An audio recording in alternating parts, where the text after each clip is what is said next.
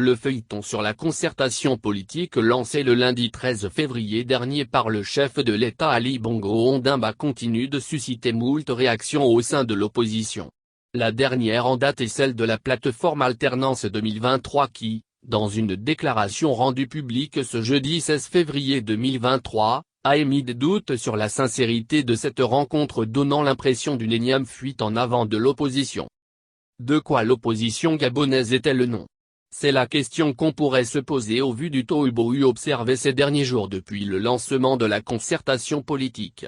En effet, après l'épisode sur son incapacité à fournir une liste consensuelle de ses représentants lors de cette rencontre, ce bord politique étant désormais à soulever de nombreux dysfonctionnements sur le fond et la forme de la dite concertation.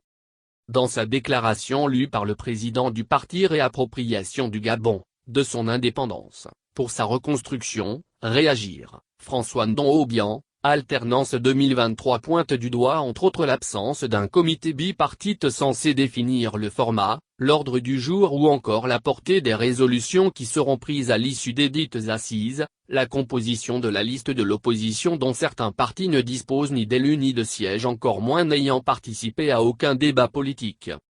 Une position pour le moins curieuse alors que selon de nombreux observateurs, cette plateforme était non seulement la première à solliciter l'organisation de cette rencontre mais encore une grande partie des formations politiques qui aujourd'hui contestent son signataire du pacte d'engagement et de confiance d'Alternance 2023.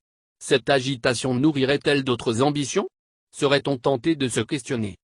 Par ailleurs, si cette plateforme se plaint des décisions unilatérales du ministère de l'Intérieur, cet interventionnisme est semble-t-il motivé par la volonté du gouvernement de ne pas bloquer un processus qui permettra d'arriver à des élections au lendemain apaisé.